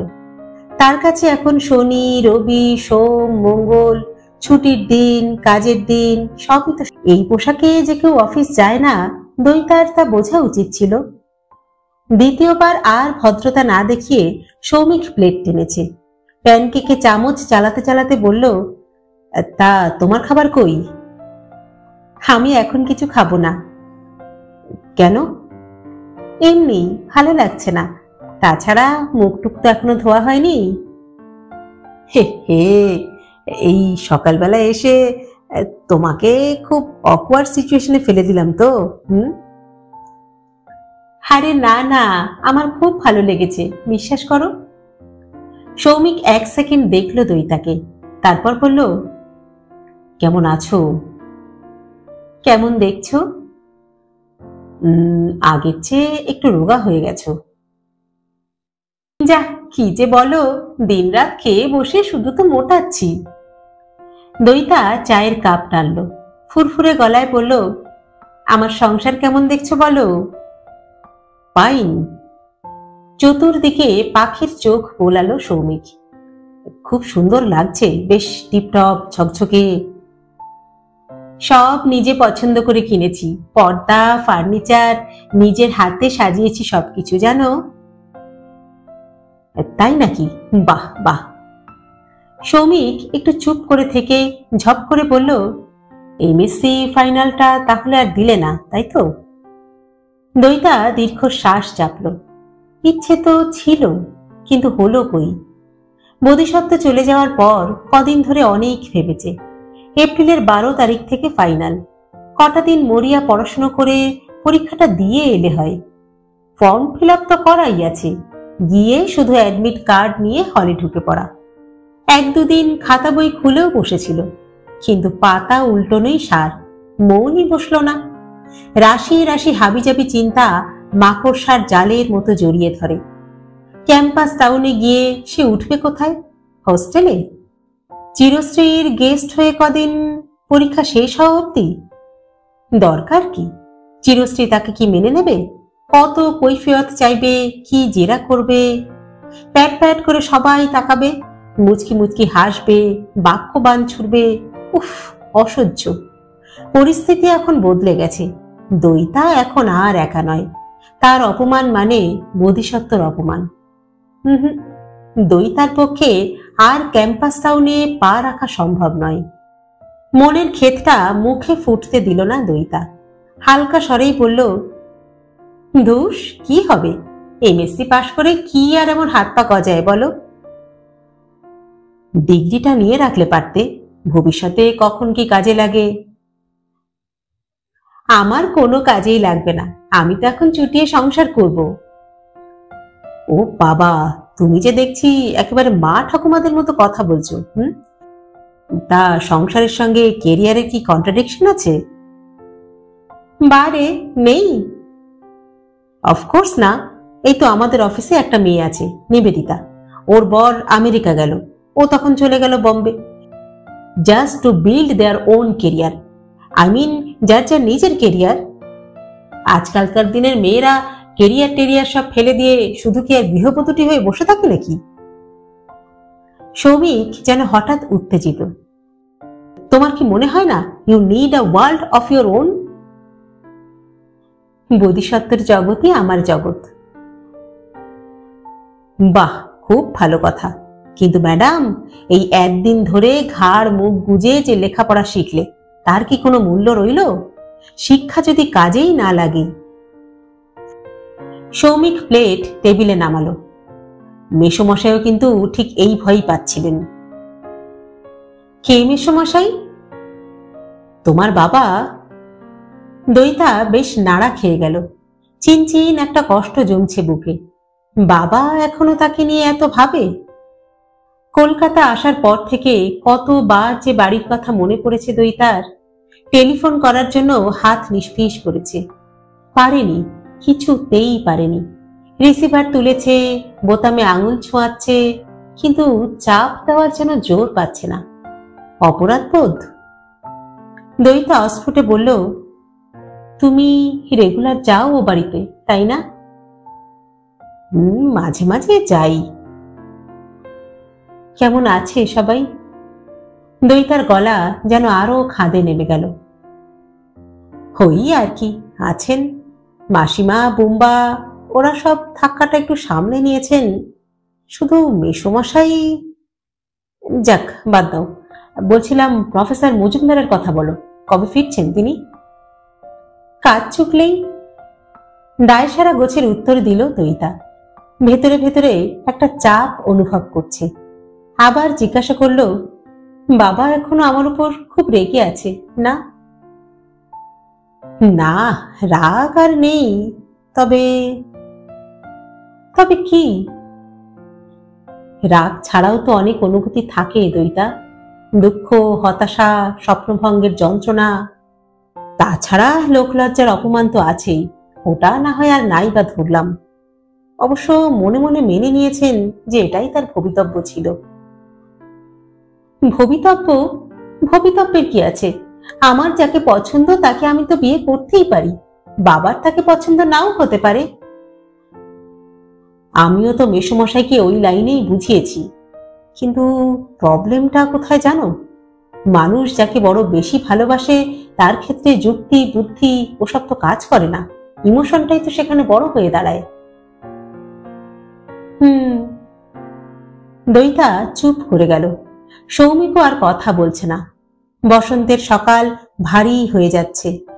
সোনালি রোদ্দুরে চুইয়ে চুইয়ে ঢুকে পড়ছে মলিন ছায়া। কমলার মা কাজ ছেড়ে বেরিয়ে গেল। যাওয়ার সময় আজ যেন একটু বেশি জোরে বন্ধ করলো দরজা। শব্দটা বড় কানে লাগলো দইতার। চোরা একটা কান্না পাচ্ছে তার হঠাৎ, অকারণে। নিজেকে ক্রমশ স্থিত করলো দইতা। নতমুখে সৌমিককে অপাঙ্গে দেখছে। কেন আজ তার কাছে এসেছে ছেলেটা? শুধুই জন্মদিনের শুভেচ্ছা জানাতে, নাকি দইতার সংসার দেখতে, সে কতটা সুখী হয়েছে বুঝতে? এখনো এত কিসের আগ্রহ সৌমিকের? দইতার বাবা মার কাছেই বা যায় কেন? কোন সম্পর্কের সুবাদে যায়? দইতাকে কেন ভুলতে পারছে না সৌমিক? ব্যালকনি থেকে বাতাসের ঝাপটা এসে লাগলো একটা। ঘরে ঢুকে ঘুরন্ত পাখার হাওয়ায় হারিয়ে গেল। ঘরের নৈশব্দও দুলে গেল যেন। দইতা আচমকা কথা বলে উঠল, তারপর তোমার বিয়ের কতদূর? বলছিলাম, তোমার বিয়ের কি হলো? হঠাৎ দইতাকে চমকে দিয়ে হাসতে শুরু করেছে সৌমিক। হা হা করে হাসছে, হাসিতে গম গম করে উঠছে। দইতা অবাক চোখে তাকালো। আরে, এত হাসির কি হলো? হাসবো না? বলি, ন্যাড়া বেলতলায় কবার যায়? মাথায় অত বড় একখানা বেল পড়ার পরেও আমার শিক্ষা হয়নি বলতে চাও? যা, সব মেয়ে কি আমার মতো হবে নাকি? সে তো বটেই, সব মেয়ে তুমি হবে কি করে? মানে বুঝলাম না। মানে হয়তো আরো বিপজ্জনকও হতে পারে। ধরো, বিয়ের আসর থেকে চৌ চৌ করে দৌড় লাগালো, কিংবা হয়তো ফুলশয্যার রাতে এসে বললো যে তুমি আমাকে ডিভোর্স দাও, আমি অন্য ছেলেকে ভালোবাসি। দেখ, ফাজলামি করো না তো। কবে বিয়ে করছো বলো? কথা দিচ্ছি, বিয়েতে যেতে না পারলেও তোমার বউকে একটা দারুণ প্রেজেন্ট দেব। কয়েক সেকেন্ড দইতার চোখে চোখ রেখে স্থির তাকিয়ে রইল সৌমিক। এই প্রথম দইতার মনে হলো ওই চোখেও যেন ভাষা আছে। দৃষ্টিটায় অস্বচ্ছন্দ বোধ করছিল দইতা, চোখ নামিয়ে নিল। সৌমিক ঘড়ি দেখছে। তাহলে আজ উঠি কেমন? দইতার প্রশ্নের উত্তর দেয়নি সৌমিক। তবু তা নিয়ে কোনো পীড়াপিড়ি করল না দইতা। বলল, আবার এসো কিন্তু। হ্যাঁ, আসবো। সৌমিক উঠে দাঁড়িয়ে একটুখানি ইতস্তত করল। তোমার চাকরি বাকরি পড়াশোনা নিয়ে বলছিলাম বলে কিছু মাইন্ড করনি তো? আরে না না, তুমি নিশ্চয়ই আমার ভালোর জন্যই বলেছ। হ্যাঁ, বিলিভ মি, আফটার অল তুমি তো আর রাখি মজুমদার নও। দইতা সঙ্গে সঙ্গে জোর ঝাঁকুনি খেল। তুমি তুমি তাকে চেনো? ওই আর কি, অ্যাক্সিডেন্টালি পরিচয় হয়ে গেছে। বারাসাতে আমার মার গুরুদেবের আশ্রম, তার পাশেই ওর বাপের বাড়ি, সেখানেই একদিন পাকে চক্রে। সৌমিক গলা ছাড়ল। আসলে কি জানো, খুব রেচেড কন্ডিশনে আছেন মহিলা। কেন? দইতা ট্যাঁচা তাকালো। তার বাপের বাড়ির অবস্থা তো শুনেছি ভালো। না না, ওই সেন্সে রেচেড নয়, আসলে মেন্টালি এক্সস্টেড। স্বামী ছাড়া আর কিছু তো বুঝতেন না, হয়তো সেই জন্যই। দরজার দিকে এগোতে এগোতে পকেট থেকে সানগ্লাস বার করলো সৌমিক, চোখে পড়ে নিয়ে ঘুরে তাকালো। বুঝলে দইতা, এই জন্যই বলছি মেয়েদের সবসময় একটা আলাদা জগৎ থাকা ভালো। আই মিন একটা নিজস্ব উইন্ডো। প্রফেসর মজুমদার তোমায় ভালোবাসেন ঠিকই, but who can foretell the future? Rakhi মজুমদারও কি ভেবেছিলেন যে এই বয়সে এসে তাকে এরকম একটা সিচুয়েশনে পড়তে হবে? দইতা ফোঁস করে উঠল। তার জন্য তো সে নিজেই দায়ী। সে বোধিসত্ত্বর জীবনে নিজেকে ফিট করাতে পারেনি। তাদের মধ্যে একটা ভ্যাকুয়াম তৈরি হয়েছিল বলেই না আমাকে আঁকড়ে ধরেছিল বোধিসত্ত্ব। কেন রাখি মজুমদার বুঝি এখন বোধিসত্ত্বকে দোষী করছে? না না, তিনি সে ধরনের মহিলাই নন। ভেতর থেকে পুড়ে খাক হয়ে যাবেন, কিন্তু মুখ দিয়ে একটা উফ শব্দ বের করবেন না। তিনি হলেন পুরো সেই ধরনের। বাবা, রাখির দুঃখে একেবারে আপ্লুত হয়ে গেছে মনে হচ্ছে। দইতার ঠোঁট বেঁকে গেল। রাখি মজুমদার কি তোমাকে উকিল পাকড়েছে? রাখি মজুমদারের উকিলের দরকার নেই। সৌমিকের স্বর গম্ভীর। যা বললাম ভেবে দেখো কেমন, চলি। তরতরিয়ে নেমে গেল সৌমিক। দইতা গুম। এতক্ষণে যেন সৌমিকের আসার উদ্দেশ্যটা স্পষ্ট হচ্ছে। রাখির কথা বলে তাকে একটু ঝাঁকাতে এসেছিল কি সৌমিক? তাই এত ভূমিকা, এত ভনিতা? ছোকরার তো হেভি প্যাচ। জন্মদিন স্মরণ করিয়ে, বাবা মার কথা শুনিয়ে, দইতাকে আগে ভিজিয়ে নিয়ে, দইতা পরীক্ষা দেবে কি দেবে না, চাকরি করবে কি করবে না, তাতে তোর কি? আমার বাড়িতে আমারই সঙ্গে দেখা করতে এসে তুই রাখির কথা তুলিস কোন সাহসে? দুপ দাপিয়ে ঘরে ফিরে বিছানায় ঝাঁপিয়ে পড়ল দইতা। শুয়ে আছে তো শুয়েই আছে, বালিশ আঁকড়ে, চোখ বুজে। মিষ্টি সকাল এখন যেন হাঁকুচ দিত। বেলা বাড়ার সঙ্গে সঙ্গেই দইতার রাগের ঝাঁজ স্তিমিত হলো খানিকটা। উঠল, মুখ টুক ধুলো, স্নান সারল, টুকটাক কাজ সারছে ঘরের। খিদে পেয়েছে জোর, অথচ জিভ কেমন যেন বিস্বাদ। বয়াম খুলে নোনতা বিস্কুট খেলো কয়েকটা। রান্নাঘরে এসে দুপুরের আহারের তোড়জোড় করছে। কৌটো থেকে চাল বের করতে গিয়ে থমকালো একটু, হাসলো নিজেরই মনে। জন্মদিনে আজ কি খাবি রে মুনিয়া? Fried rice? ডিপ ফ্রিজে চিকেন আছে, সেদ্ধ করে যদি ফ্রাইড রাইসে ছড়িয়ে দেওয়া যায়। ধুত, অনেক টাইম লাগবে, ভাল লাগছে না। সেদ্ধ ভাতই না হয় খেয়ে নে, গরম গরম ভাতে ঘি, আলু সিদ্ধ আর ডিম সিদ্ধ। টকবক ফুটছে সুগন্ধি চাল। দইতার চোখ ঝাপসা সহসা, নিজের অজান্তেই। বাড়িতে কি আজ তার নাম করে ভালো মন্দ রান্না হচ্ছে? ধুস, মিছিমিছি সৌমিকের উপর রাগ করল। মনে যাই থাক, ছেলেটা তো তবু দইতার জন্মদিনে। শুধু ওই একজনই, ওই একজনই। এই পৃথিবীতে আর কেউ তো আজ তাকে। বোধিসত্ত্ব? বোধিসত্ত্ব তো জানেই না। দ্রুত পায়ে ড্রয়িং রুমে এলো দইতা। সেন্টার টেবিলে রজনীগন্ধার স্টিকগুলো ভারী অবহেলায় পড়ে আছে। সযত্নে তুলে মাপ মতো ডাঁটিগুলোকে ছাঁটলো, সাজালো ফুলদানিতে। একটু দূর থেকে তাকিয়ে তাকিয়ে দেখছে শুভ্র কুসুম গুচ্ছ। না, সৌমিক একটা কথা অন্তত ভুল বলেনি। একটা চাকরি বাকরির চেষ্টা করলে মন্দ হয় না। টাকা পয়সার প্রয়োজন তার তেমন নেই। রাখির মতো ভোঁতা মহিলাও সে নয়। সুতরাং ভবিষ্যৎ অমঙ্গলের আশঙ্কাও সে করে না। কিন্তু পেটের বিদ্যেটাকে কাজে লাগালে ক্ষতি কি? কেন সে রাখির মতো পরজীবী হয়ে থাকবে? তাছাড়া সত্যি কথা বলতে কি, বোধিসত্ত্ব ফিরে এলে দইতার একাকিত্ব কি পুরোপুরি ঘুচবে? সংসারের কাজ আর কতটুকু, এই তো এখনই তো গোটা দিন ফাঁকা হয়ে যাবে। দইতার পলকের জন্য মনে পড়ল বার্লিন যাওয়ার আগে অষ্টপ্রহর পড়াশোনায় ডুবে থাকত বোধিসত্ত্ব। দইতাকে প্রায় কাছেই ঘেঁষতে দিত না। তখনই কি কম নিঃসঙ্গ লেগেছে দইতার? যা খ্যাপা উদাসীন মানুষ, ওর পাশে পাশে থাকতে গেলে বোধহয় নিজের একটা ভুবন গড়ে রাখাই ভালো। ভাবনাটা ঝট করে দইতার মনে ধরে গেল। সঙ্গে সঙ্গে একটা উদ্যমও এসে গেছে। জন্মদিনটাই বা বৃথা যায় কেন? আজ থেকেই না হয় চেষ্টা শুরু হোক। খেয়ে উঠেই দইতা খবরের কাগজ নিয়ে বসল। খুঁটিয়ে খুঁটিয়ে পড়ছে কর্মখালির বিজ্ঞাপন। 4-5 দিনের পুরনো কাগজও বার করে ঘাটছে। শুধুমাত্র বিএসসি অনার্স কোয়ালিফিকেশনে কি কাজ জুটতে পারে? চাকরির বাজার এখন বেশ খারাপ, তাও দু একটা উৎসাহব্যঞ্জক বিজ্ঞাপন চোখে পড়ল দইতার। স্মার্ট, মুখে ইংরাজিতে খইফোটা রিসেপশনিস্ট চাই, সপ্রতিভ সুশ্রী সেলস গার্ল, প্রাইভেট স্কুলে লিভ ভ্যাকেন্সিতে শিক্ষয়িত্রী। চোখ কান বুঝে সব কটাতেই দরখাস্ত ঠুকে দেবে দইতা আজই। কটা দিন হুটোহুটি করে বেশ কেটে গেল। দইতা আবেদনপত্র টাইপ করাচ্ছে আর ছাড়ছে। একদিন টুক করে অফিস পাড়াতেও ঘুরে এলো। নাম লিখিয়েছে চাকরি দেওয়ার সংস্থায়। এজেন্সি অবশ্য খুব একটা আশার কথা শোনায়নি। কম্পিউটার না জানলে তাদের মাধ্যমে কাজ পাওয়া কঠিন। শুনেই এদিক ওদিক কম্পিউটার প্রশিক্ষণ কেন্দ্রে ছুটল দইতা। ভর্তি হবে কি হবে না ভাবছে।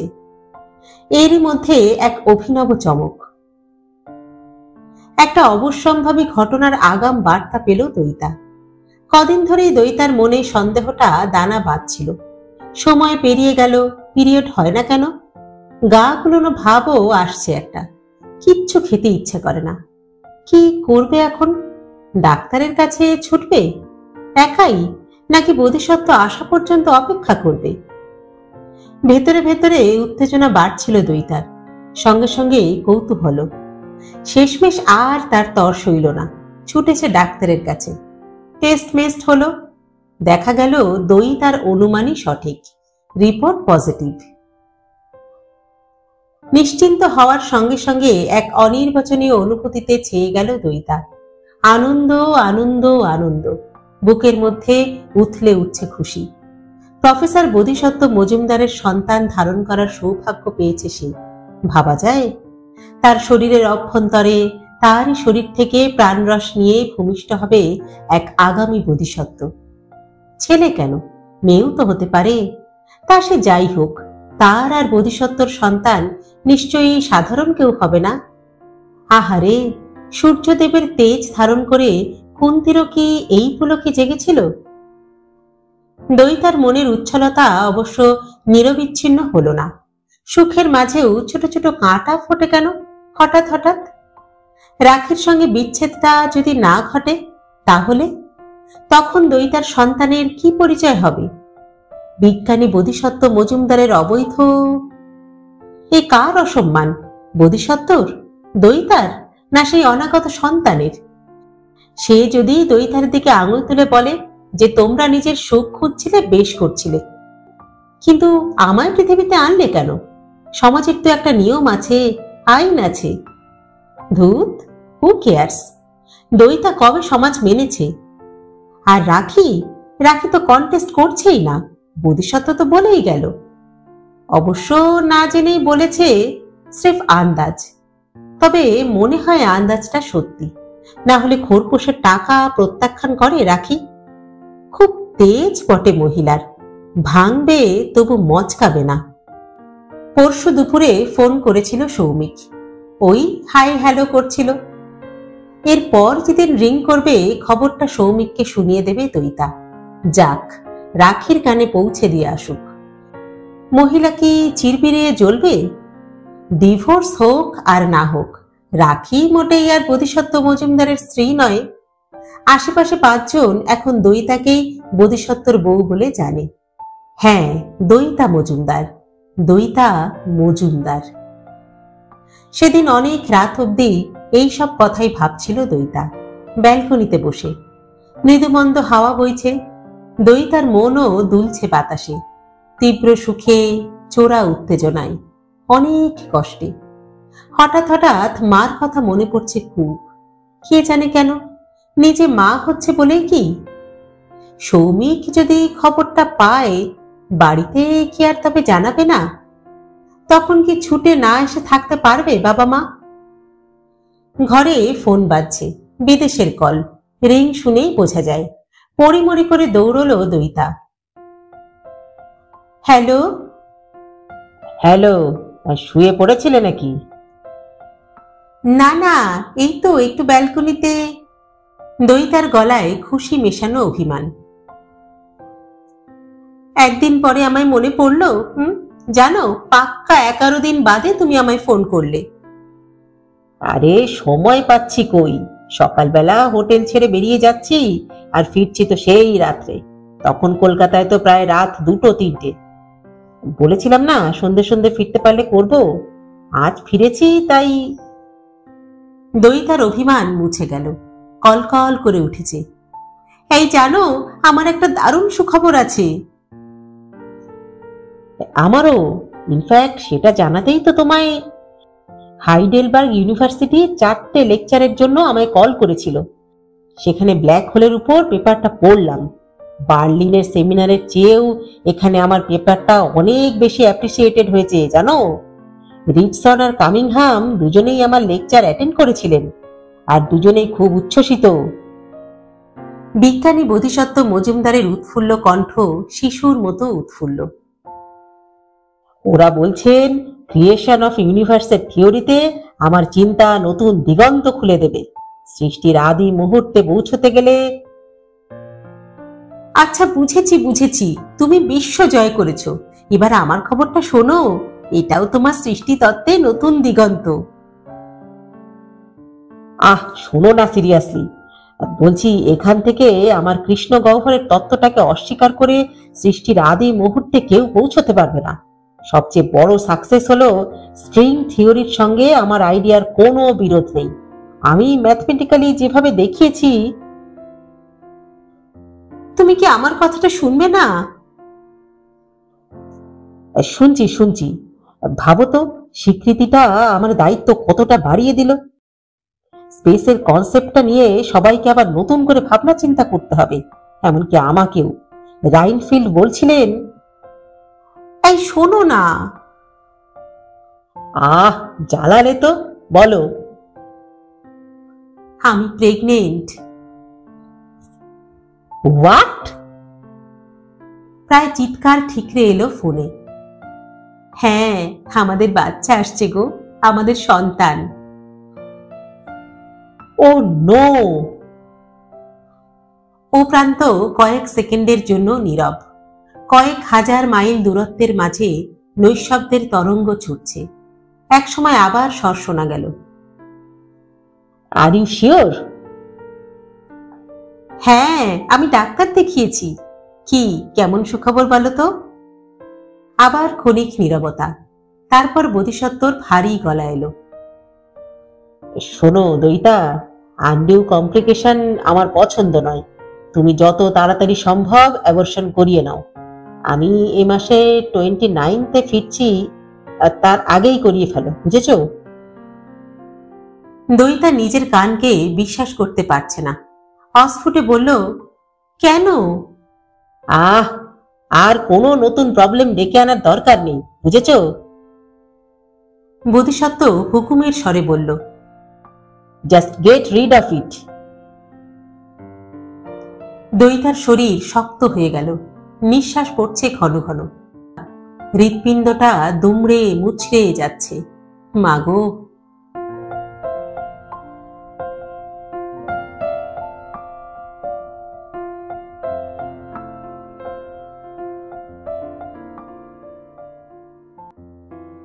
শেষ হলো নীল ঘূর্ণি 6ষ্ঠ পর্ব।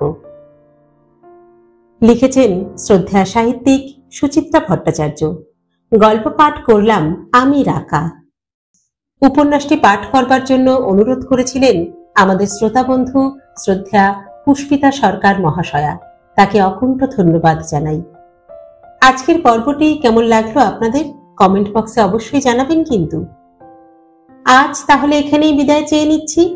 পরবর্তী পর্ব নিয়ে ফিরে আসবো খুব শীঘ্র। ততদিন সকলে সুস্থ থাকবেন, ভালো থাকবেন এবং অবশ্যই আমাদের সঙ্গে থাকবেন। নমস্কার।